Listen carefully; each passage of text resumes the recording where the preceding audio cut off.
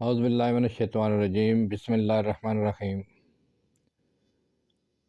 اللہم صلی علی محمد وعلی آل محمد کما صلیت علی ابراہیم وعلی آل ابراہیم انک حمید مجید اللہم بارک علی محمد وعلی آل محمد کما بارکت علی ابراہیم وعلی آل ابراہیم انک حمید مجید۔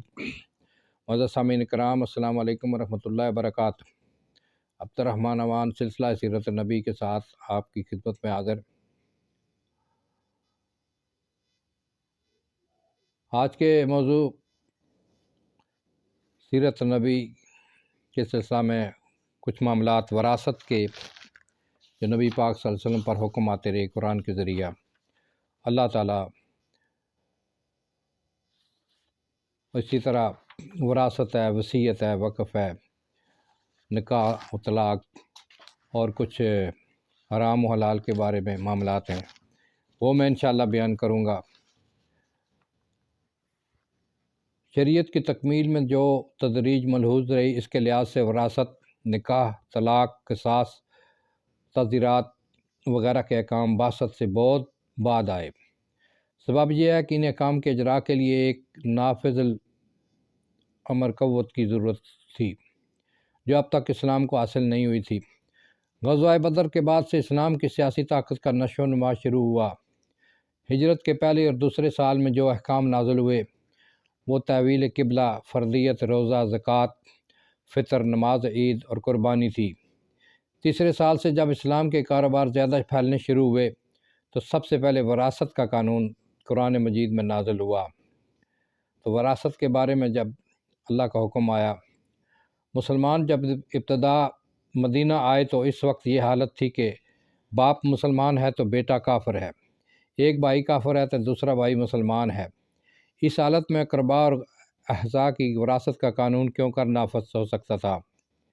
اس لیے حضرت صلی اللہ علیہ وسلم جب مدینہ تشریف لائے تو آپ نے مہاجرین اور انصار میں مواخہ برادری قائم کر دی، جس کی روح سے یہ قاعدہ مقرر ہو گیا کہ کوئی انصار مرتا تو اس کی وراثت مہاجرین کو ملتی۔ عرب میں پہلے بھی دستور تھا کہ دو آدمی آپس میں عہد کر لیتے کہ ہم دونوں آپس میں ایک دوسرے کے وارث ہوں گے، ان میں سے جب کوئی مرتا تو دوسرا وارث ہوتا۔ لیکن سن 3 ہجری میں قرآن کی اس آیت نے اس قاعدہ کو منسوخ کر دیا۔ وَأُولُو الْأَرْحَامِ بَعْضُهُمْ أَوْلَىٰ بِبَعْضٍ بِبَعْضٍ، سورۃ انفال آیت نمبر 75۔ ترجمہ: قرابت مند ایک دوسرے سے زیادہ قریب ہیں، یعنی رشتہ دار۔ اس کی روح سے مواخہ کی بنا پر وراثت موقوف ہو گئی اور خاندان اور ذوی الارحام میں وراثت محدود ہو گئی۔ آیت توریت کے نزول سے پہلے قرآن نے وصیت کا قاعدہ جاری کیا، یعنی مرنے والا اپنے مال اور جائیداد کی نسبت یہ وصیت کر جاتا کہ اس میں سے اتنا اس کو دیا جائے اور اتنا اس کو ملے۔ مرنے کے بعد اسی طریقے سے اس کی جائیداد تقسیم کر دی جاتی۔ مرنے سے پہلے ہر مسلمان پر اس وصیت کا مکمل کر جانا فرض تھا۔ پھر سورۃ بقرہ میں یہ آیت اتری۔ ترجمہ: مسلمانوں، تم کو حکم دیا جاتا ہے کہ جب تم میں سے کسی کو موت آنے لگے اور وہ کچھ مال چھوڑنے والا ہو تو ماں باپ اور رشتہ داروں کے لیے بطریق مناسب وصیت کر جائے۔ متقی لوگوں پر یہ فرض ہے۔ جو لوگ حالت مسافرت میں مر جاتے ان کے لیے گواہی اور شہادت کا قانون قرآن میں مقرر کیا گیا۔ گواہی کو چھپانا یا بدل دینا قانوناً جرم تھا، چنانچہ سورۃ بقرہ اور مائدہ میں اس کی پوری تفصیل ہے۔ غزوہ بدر کے بعد مسلمانوں کی تعداد میں کافی ترقی ہوتی گئی، خاندان کے خاندان مسلمان ہو گئے، اس لیے وراثت کے مخصوص قانون کی ضرورت ہوئی۔ پھر وصیت کے قاعدے میں بڑی دقت یہ تھی کہ ناگہانی موت کے موقع پر تقسیم جائیداد کا کوئی اصول جاری کرنا ممکن نہ تھا۔ مثلا جہاد میں سینکڑوں مسلمان شریک ہوئے، اب کس کو معلوم ہے کس کی شہادت ہوگی؟ اس حالت میں وصیت نہ کر جانے سے رشتہ داروں میں جس کا قابو چل جاتا وہ جائیداد پر قبضہ کر لیتا۔ چنانچہ غزوہ احد میں یہی موقع پیش آیا۔ سعد ربی جو بہت دولت مند صحابی تھے اس جنگ میں شہید ہوئے۔ ان کی بیوی حضرت صلی اللہ علیہ وسلم کی خدمت میں آئیں کہ سعد آپ صلی اللہ علیہ وسلم کی خدمت میں شہید ہوئے۔ انہوں نے 2 لڑکیاں چھوڑی ہیں، لیکن سعد کے بھائی نے سعد کی ساری جائیداد پر قبضہ کر لیا۔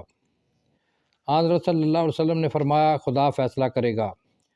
پھر غالباً سن 4 ہجری میں یہ آیت نازل ہوئی جس میں وراثت کے تمام احکام مذکور تھے۔ یوصیکم اللہ فی اولادکم للذکر مثل حظ الانثیین۔ ترجمہ: خدا تم کو تمہاری اولاد کی نسبت حکم دیتا ہے کہ لڑکے کو 2 لڑکیوں کے برابر حصہ ملے۔ آخر تک حضرت صلی اللہ علیہ وسلم نے سعد کے بھائی کو بلا کر فرمایا کہ سعد کے متروکہ میں سے 2 تہائی ان کی بیٹیوں اور 8واں حصہ ان کی بیوی کو دو، اس کے بعد جو بچ رہے وہ تمہارا حق ہے۔ اہل عرب عورتوں کو وراثت سے محروم رکھتے تھے کہ وراثت اس کا حق ہے جو تلوار چلائے۔ دنیا کی اور اکثر قوموں میں بھی یہی دستور تھا۔ یہ پہلا دن ہے کہ اس صنف ضعیف کی داد رسی کی گئی اور عورتوں کو وراثت میں حق دیا گیا۔ احکام وراثت کے بعد بھی وصیت کی اجازت جاتی رہی، لیکن چونکہ اس سے مستحقین وراثت کی حق تلفی کا اندیشہ تھا، اس لیے وصیت کی تحدید کی ضرورت تھی۔ سن 10 ہجری میں حضرت سعد رضی اللہ تعالیٰ عنہ عاد کے والد بیمار ہوئے۔ حضرت صلی اللہ علیہ وسلم ان کی عیادت کو گئے۔ انہوں نے عرض کی، میں مر رہا ہوں اور میرے صرف ایک ہی لڑکی ہے، میں چاہتا ہوں کہ صرف 2 تہائی مال خیرات کر دوں۔ حضرت صلی اللہ علیہ وسلم نے اجازت نہیں دی۔ انہوں نے کہا تو نصف۔ آپ نے اس کو بھی قبول نہیں کیا۔ انہوں نے کہا 1 تہائی۔ آپ نے فرمایا یہ بھی بہت ہے، وارثوں کو غنی چھوڑ کر مرنا اس سے اچھا ہے کہ وہ بھیک مانگتے پھریں۔ تاہم یہ مقدار آپ نے جائز رکھی۔ اس وقت سے وصیت 1/3 سے زیادہ ممنوع ہو گئی، یعنی تیسرے حصے سے زیادہ ممنوع ہوگی۔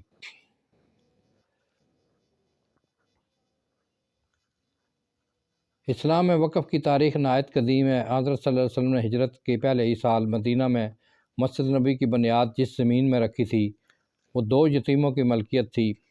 آپ نے قیمت دینی چاہی، لیکن انہوں نے کہا نہیں، ہم خدا کی قسم قیمت نہ لیں گے، ہم اس کی قیمت خدا ہی سے لیں گے۔ یہ اسلام کا پہلا وقف تھا اور نہایت سادہ صورت میں تھا۔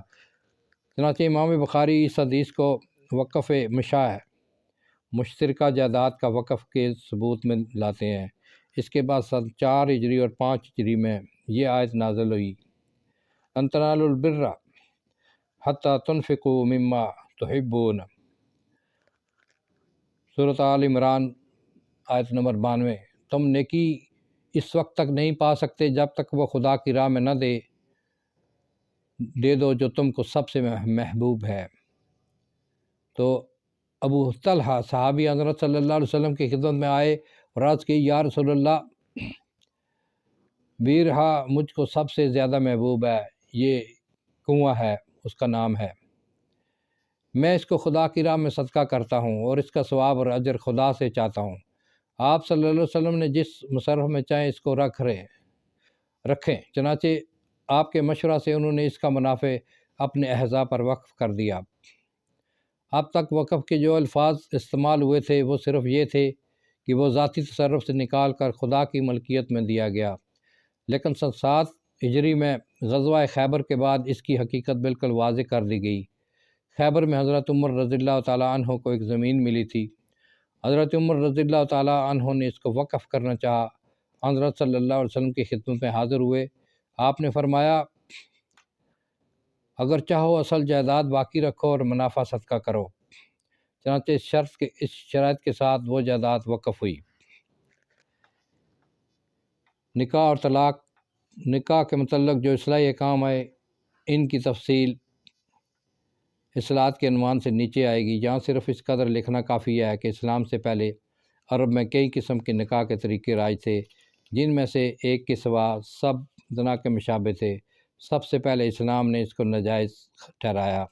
متع جو زمانہ جاہلیت سے چلا آتا تھا بار بار حرام اور حلال ہوتا رہا، یہاں تک کہ سن 7 ہجری غزوہ خیبر میں قطعاً حرام ہو گیا اور نکاح کا حکم آ گیا کہ حضرت عمر رضی اللہ تعالیٰ عنہ نے اپنے زمانہ خلافت میں منبر پر کہا کہ میں متع کو حرام کرتا ہوں، یعنی متع کی حرمت جو اچھی طرح ابھی ملک میں شاید نہ ہو سکی، میں آج اس کا اعلان کرتا ہوں۔ نکاح اور طلاق کے دیگر احکام مثلاً محرمات شرعی کا بیان، منہ ملے بیٹے کی بیوی کا حرام نہ ہونا، کثرت ازواج کی تعداد، طلاق کی تعین، زمانہ عدت کا بیان، مہر کا ضروری ہونا، یہ سب انشاءاللہ آئے گا۔ میں آج کی ویڈیو انشاءاللہ یہیں پر ختم کرتا ہوں۔ السلام علیکم ورحمۃ اللہ۔